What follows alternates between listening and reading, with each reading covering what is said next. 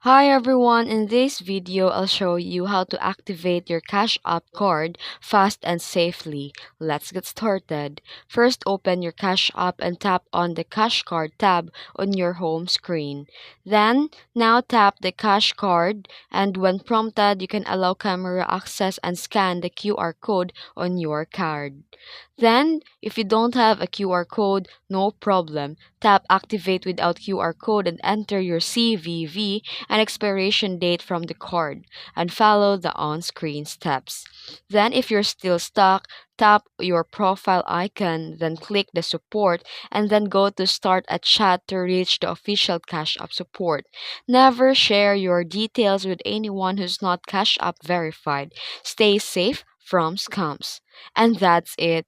Super easy, right? If this video helped you, please like, subscribe, and comment down below if you have questions. Thanks for watching. Stay safe and cash smart.